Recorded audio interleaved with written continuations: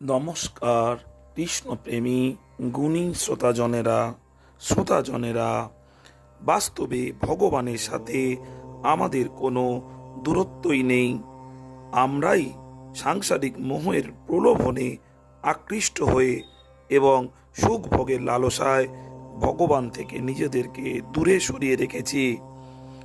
এই সুখ ভোগের মায়াজাল ছিন্ন করে যে মুহূর্তে আমরা প্রকৃতিকে ত্যাগ করতে সক্ষম হব, তৎক্ষণাৎ ভগবান উপলব্ধ হবেন। বাস্তবে পরমাত্মার সাথে আমাদের চিরকালীন সম্পর্ক। তিনি সর্বদাই আমাদের সাথে ওতপ্রোতভাবে অবস্থান করছেন, কিন্তু আমরাই বাসনায় মত্ত হয়ে তার দিক থেকে মুখ ফিরিয়ে রেখেছি। মজার ব্যাপার হলো, আমরা প্রকৃতিকে আঁকড়ে ধরে আছি, অথচ বিপদে পড়লে পরমাত্মাকে দোষারোপ করি ও হায় হায় করি। ভগবান অর্জুনকে বলছেন, অহংকারীন ও মমত্বহীন হয়ে কর্ম করো এবং কর্ম করেই মুক্তি লাভ করো। তোমাকে কর্মে রত দেখে অন্যজনেও কর্মে অনুপ্রাণিত হবেন।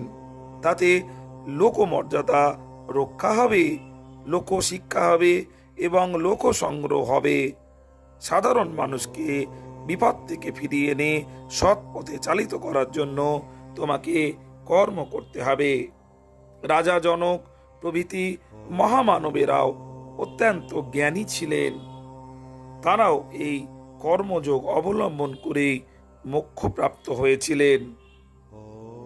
কথায় আছে, আপনি আচরি ধর্ম অপরে শিখাও। তুমিও এমনটি করো। জ্ঞানীর কর্মের প্রয়োজন নেই, কিন্তু অজ্ঞানীর জন্য কর্মই একমাত্র মুক্তির উপায়। সেজন্য তোমার কর্মত্যাগ কখনোই সমর্থনযোগ্য নয়।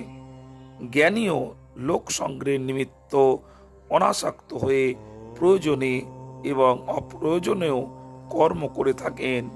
তুমিও অনাসক্ত হয়ে কর্ম করে যাও। গুণী শ্রোতাজনেরা,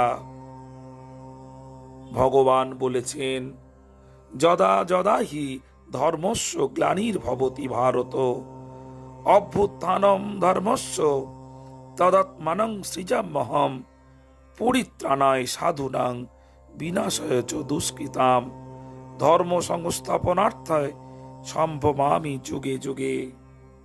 কৃষ্ণ সাধনায় রত থাকুন। নমস্কার।